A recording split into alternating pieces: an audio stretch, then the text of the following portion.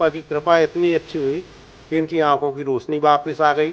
आज हमारे यहाँ बच्चे बड़े बड़े हो गए इन्हीं के आशीर्वाद। भी नहीं दिखता था। मेरे भैया लोगों को इस मंदिर के बारे में जानकारी मिली, वो लोग लेकर आए। तो गुरु जी के मार्गदर्शन और गणपति बप्पा के आशीर्वाद से आज मेरी आंखों की रोशनी लौट आई। देखने तक हिम्मत नहीं थी हमारी, वो हम जा नहीं पाते थे, पैर इतने दर्द करते थे। 8 दिन बाद हमने पूरे खेत में दौड़ लिए। आस्था रखते हैं, भगवान गणपति की में आस्था रखते हैं, जो यहाँ का विधान है उसे पूरा करते हैं, धुएं से आरती करते हैं। कौन नहीं रह जाता है, कोई व्यक्ति आता है और उसका कल्याण होता है, क्योंकि परम शक्ति की कृपा उसकी बहुत ही अद्भुत और बहुत ही सुंदर।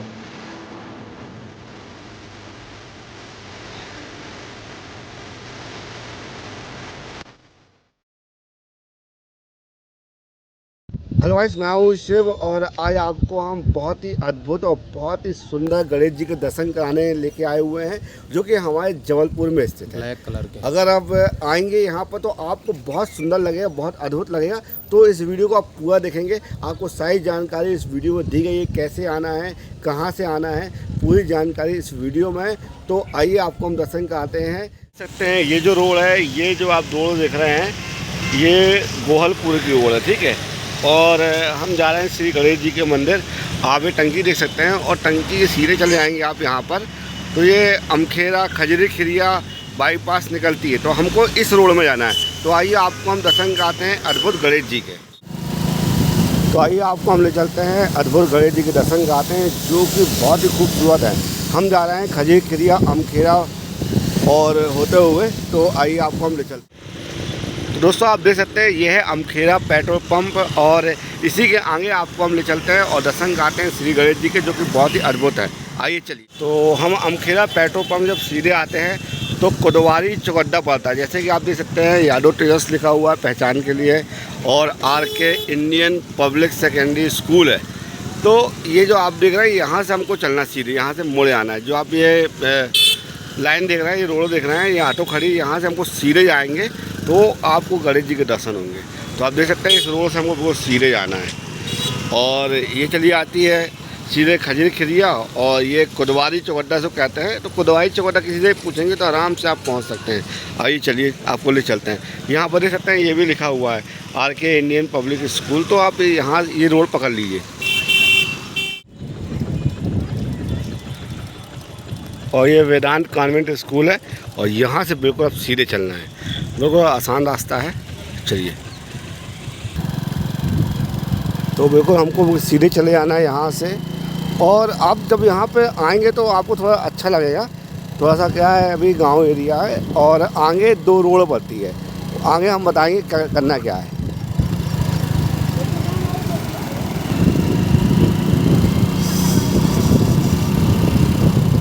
गोहलपुर थाना है, उसके बाजू से एक रोड गई हुई है गोहलपुर से बिल्कुल सीधे अमखेरा पेट्रोल पंप के आगे कोतवाली चौगड्डा, वहाँ से राइट हैंड ले लेना है। तो बाधा नगर करके है, एक नगर बसा हुआ अभी, बस वहीं पर ये अपना मंदिर है। किसी से भी पूछ लेना, धूम्र विनायक गणेश मंदिर। तो हम लोग पहुँच चुके हैं दोस्तों धूम विनायक मंदिर में। आइए आपको हम दर्शन कराते हैं।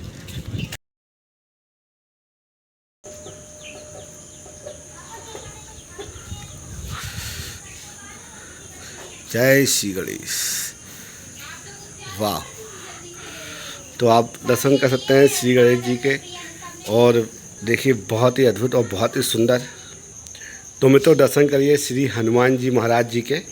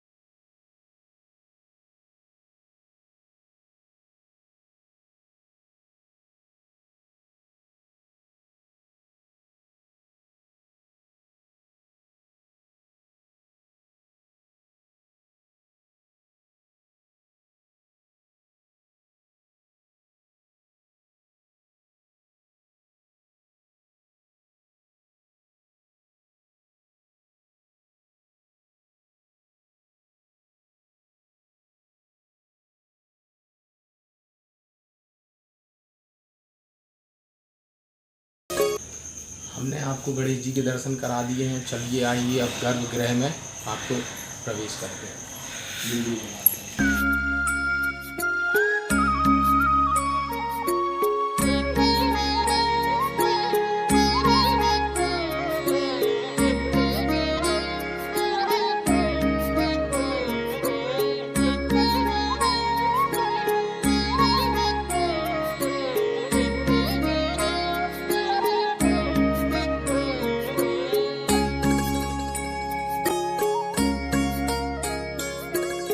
मित्रों आइए आपको हम दर्शन कराते हैं धुनी महाराज जी के। आप देख सकते हैं ये धुनी महाराज जी हैं और हमने अभी जो वीडियोस बनाए हुए आपने देखा होंगे, हमने सारी चीज़ का वो दर्शन करा दिए। आइए आपको यहाँ पर कुछ भक्त आए हुए हैं, उनसे कुछ जानकारी लेते हैं। सर बताइए आपका नाम क्या है? अयोध्या प्रसाद पांडे। और कहाँ से आए आप? हम यहाँ कोतवारी कॉलोनी से आए हैं, ब्रजपुरी कॉलोनी से। थोड़ा सा यहाँ के बारे में जानकारी दीजिए कि अपना अनुभव शेयर कीजिए। देखिए, हम तो यहाँ से आज हो गए 18 साल। 2005 से जब से स्थापना हुई है, जब से यहाँ जुड़े हुए हैं। हमारी मिसेस की आंखों की रोशनी चली गई थी, जिससे इन्हीं की कृपा से, गणपति बप्पा की कृपा इतनी अच्छी हुई कि इनकी आंखों की रोशनी वापस आ गई। आज हमारे यहाँ बच्चे बड़े बड़े हो गए इन्हीं के आशीर्वाद से, और आज बिटिया की भी डिलीवरी हो रही। सब इनके आशीर्वाद से अच्छे से हो रहा सारा कार्य। और जो भी और जानकारी चाहिए प्रत्यक्ष प्रमाण है जिनकी आंखों की रोशनी आई है। आपके साथ ऐसा क्या हुआ था जब आपकी आंखें की रोशनी चली गई थी? कुछ जानकारी दीजिए। मेरी आंखों की रोशनी जो है, मेरी आंखों का रेटिना डैमेज हो गया था, जिसके कारण चली गई थी। टोटल मुझे कुछ भी नहीं दिखता था। मेरे भैया लोगों को इस मंदिर के बारे में जानकारी मिली, वो लोग लेकर आए। तो गुरु जी के मार्गदर्शन और गणपति बप्पा के आशीर्वाद से आज मेरी आंखों की रोशनी लौट आई है। और मेरे जितने भी काम हैं सब गणपति बप्पा की कृपा से और हमारे गुरु जी के मार्गदर्शन से हर किसी के काम बनते हैं। गुरु जी के मुंह से निकली हुई वाणी समझ लीजिए कि गणपति बप्पा की असीम कृपा सबके ऊपर बरसती। तो हाँ। क्या हुआ गया था? हमको एक लाइलाज बीमारी है, नागपुर में मना कर दिया था। हाँ। तो फिर एक समय हम मेडिकल में फिर इलाज करवाया, पैसा की व्यवस्था नहीं थी, तो बताया कि बहुत बड़ी बीमारी है। तो पैरों में चलते नहीं बनता था हमसे। तो वहाँ हम सोच रहे थे कि परिवार से बोले रहे बच्चों से कि अपन कोई ऐसा धंधा करना पड़ेगा कि अब हम साइड तो जा नहीं सकते, तो कुछ ऐसा धंधा करना पड़ेगा ताकि अपन बैठे बैठे कुछ आमदनी हो। तो हमने भगवान से प्रार्थना करी वहीं पर, और बस 5 मिनट बाद गुरुजी का फ़ोन आ गया हमारे पास कि संतोष कहाँ पर हो। हमने बताया कि हम मेडिकल में हैं गुरुजी, हम थोड़ी टेस्ट करवाने आए हैं, थोड़ी तबीयत ठीक नहीं है। बोले ठीक है, आप अच्छे आराम से आना, कोई दिक्कत नहीं। तब फिर हम 4 बजे के लगभग यहाँ आए। तो जब हम आए तो गुरुजी ने हमको यहाँ बोले कि संतोष, हम चाहते कि मंदिर तुम देख रेख करो। अच्छा, उस समय हम पे बिल्कुल चलते नहीं बनता था। तब गुरुजी ने बोले संतोष, हम चाहते कि तुम मंदिर में रहो, तो हम और ये ज़मीन भी तुम ही देखो। तो हमने कहा चलो ठीक है गुरुजी, हम पर हम ज़मीन का तो हमसे काम नहीं बनता है। बोले भगवान की इच्छा, बोले अपन पूछ के तो कर सकते हैं। तो हमने कहा हाँ गुरुजी, हम पूछ के कर सकते हैं, पर हम पे ज़मीन नहीं आता। हमने बता दिए गुरुजी को। तब भगवान की कृपा से ये है कि जब हम यहाँ आए थे तो खेत में फसल लगी थी, तो हमसे फसल देखने तक हिम्मत नहीं थी हमारी, वो हम जा नहीं पाते थे, पैर इतने दर्द करते थे। 8 दिन बाद हमने पूरे खेत में दौड़ने लगे। जब यहाँ आके हम रहने लगे, यहाँ सोने लगे, तो 8 दिन बाद हम पूरे खेत में दौड़ने लगे। इसके बाद में 1-1.5 महीना बाद हमने गेहूँ लगाया, तो अपने पंप से हमने अपने सर पे पीछे टांग के पंप से दवाई डाली। ये बस भगवान की कृपा है। और कभी किसानी भी नहीं की हमने, पर यहाँ सबसे अच्छी किसानी मतलब जो कि हम पूछ के करते थे। तब जो भी निकलता था, भैया हम कब इसमें दवाई डालें, कब का करना है, तो भगवान की कृपा के सबसे अच्छी मूंग, सबसे अच्छी गेहूँ, सबसे अच्छी जो कि हमने कभी की नहीं। ये सब गणेश जी की कृपा है। तो आइए मित्रों, आपको हम एक और दर्शक से मिलाते हैं जो कि अभी मंदिर में आए हुए हैं और इनके अनुभव के बारे में जानते हैं कि यहाँ पर जब वो आते हैं तो उनको कैसा महसूस होता है और उनकी क्या परेशानी थी और इनको यहाँ पर कितना आराम लगा है। तो सबसे पहले आप अपना नाम बताइए। बाबली विश्वकर्मा। और आप इस स्थान में आए, आपको क्या लाभ मिला? बहुत बहुत लाभ मिला हम लोग को और बहुत भगवान की बहुत कृपा है गणेश भगवान की। दर्शन के लिए आते रहते, बहुत मनोकामना पूरी होती है इधर। कुल मिला के विश्वास। तो आने वैसे समस्या क्या थी? हम लोगों को समस्या भी हो या ना हो तो हम लोग आते हैं हम लोग क्योंकि हम लोग मानते हैं। सीट वाला था जब से यहाँ आने हम लगे लोग तो जब भी आते थे 2-4 अच्छे यहाँ हो पे गया। व्यक्ति मिलते हैं, बहुत दूर दूर से भी आते हैं। बहुत आस्था है इधर से गुरु जी की। तो मैं तो आपने सुना है इनकी जो भी मनोकामना थी वो यहाँ पर आके पूरी हुई, और देख सकते हैं कि महाराज धूनी दे रहे हैं और बहुत ही अद्भुत और बहुत ही सुंदर।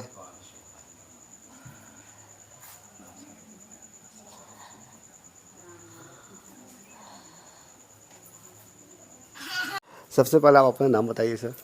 मेरा नाम पंडित जितेंद्र त्रिपाठी है। त्रिपाठी जी, आप कहाँ से अभी? मैं अभी विजयनगर में रहता हूँ। जी हाँ। तो सन 2002 में ये खेत था यहाँ पे। ये खेत हमने शासकीय परमिशन पूरी विधिवत लेके सरकार से, और अपने नौकरी में होने के कारण सरकार को सूचित करना पड़ता है, वैसा करके हमने ये खरीदा था। और ख़रीदने के बाद यहाँ पे एक छोटा सा स्थान बाबा धूम्र सन्यासी का चमीटर, आप देखिए ये आगे इधर पर ये हमने स्थापित किया था जी। और 3 शेड छोटा सा कर दिया था। और मैं उसके बाद से अपना समय जो रविवार का था, मैं थोड़ा पामिस्ट्री पे भी लिखता था, तो यहीं बैठ के करता था। चूँकि यहाँ आने जाने का मार्ग बहुत ख़राब था, बड़ी मुश्किल से लोग आ पाते थे, बहुत पानी, घुटनों तक पानी रहता था। तो फिर भी मैं रविवार को देता था अपनी नौकरी से समय निकाल के। फिर ये मन आया कि जब बाबा धूम्र सन्यासी का स्थान है, धुनी लगती है, धुनी लगाते थे यहाँ पर, और उससे लोगों का कल्याण हो, ऐसी मानसिकता मन में आ रही थी। तो धूम्र विनायक जी का स्थान बनाने की इच्छा हुई। तो 30 जनवरी 2005 में भगवान धूम्र विनायक जी का ये रूप जो आपके सामने है, ये लगभग 6 फीट की मूर्ति है। 3 फीट इसकी चौड़ाई है इस मूर्ति की। 1600 किलो लगभग इसका वजन है, लगभग 1.5 टन से ज़्यादा इसका वजन है। तो ये हमने करबी से श्याम वर्ण पत्थर पे इसको, संगमरमर में नहीं है, ये पत्थर पे ही इसको इनका विग्रह निर्माण करवाया था। तो करबी चित्रकूट के पास से वहाँ पे इस मूर्ति को बनवाया, और 30 जनवरी से यहाँ पे भगवान विराजित हैं। जैसे कि मुझे अभी किसी ने बताया कि इसके गर्भगृह में एक गणेश जी की मूर्ति रखी हुई है, और एक छोटी सी मूर्ति है। तो वो उसके बारे में ये भ्रांति है, और लोग इस तरह की बातें करते हैं कि वो यहाँ पे मूर्ति जो है नीचे से निकली हुई है, लेकिन ऐसा कुछ भी नहीं है।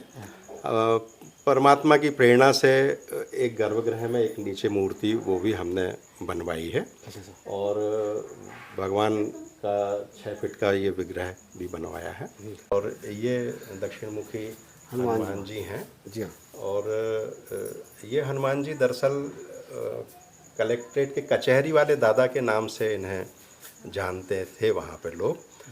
पंडित जी, बताइए कि यहाँ पर बहुत सारी प्रतिमाएं देखने को मिल रही हैं, उन प्रतिमाओं के बारे में थोड़ा जानकारी दीजिए। तो ऐसे शहर के कई मंदिर जब टूटे गए तो कुछ देवी देवता भगवान के इस स्थान पे अपने आप चले आए नीचे। जैसे हमने आपको बताया कि कलेक्ट्रेट का मंदिर टूटा तो कचहरी वाले दादा यहाँ आ गए, है ना, उन्हें यहाँ हम ले आए। सन्यासी बाबा का वो स्थान जो 13-14 पीढ़ियों से हमारे परिवार जहाँ पूजन में जाता था, वो स्थान हम यहाँ स्थापित कर दिया हमने आज से 23 साल पहले जी। किसी शंकर जी का कोई मंदिर टूटा तो वो प्रभु यहाँ आ गए, उन्हें अपन ने यहाँ स्थापित कर दिया। यहाँ अमखेरा में मालगुजार लोगों के वहाँ एक स्थान में नाग देवता का मंदिर था, तो वो नाग देवता का स्थान टूटा किसी वजह से, रोड की वजह से, तो वो नाग देवता यहाँ प्रभु आ गए।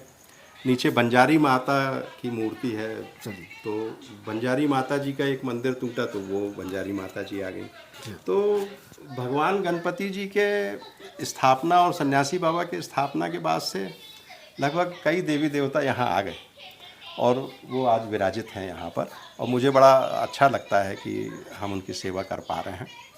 और सन्यासी महाराज का जो स्थान जब दिया था तब से धूम्र सन्यासी जो थे वो धुनी रमाया करते थे।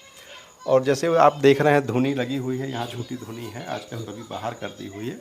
तो हर रविवार को धुनी से, धुएं से, आरती के माध्यम से वो लोगों के कष्ट दूर करते थे। तो यहाँ पे धूम्र आरती का विधान है रविवार को। तो धुनी 11 बजे से लग जाती है, शाम अंधेरा होने तक जलती रहती है। जितने भी भक्त लोग आते हैं वो धुएं से आरती करते हैं। धूम्र आरती करके हमसे धुएं से झारा लगवा लेते हैं। और संकटनाशक स्रोत है, ये लिखा हुआ है।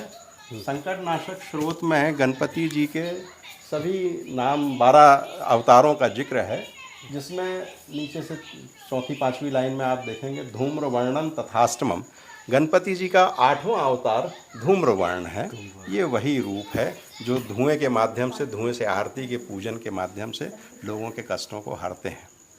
अच्छा पंडित जी, आपने बहुत अच्छी जानकारी दी। मैंने भी आपको देखा कि आप कुछ भक्त बैठे थे, आप भी बैठे थे, तो आप क्या उनकी समस्या का समाधान कर रहे थे?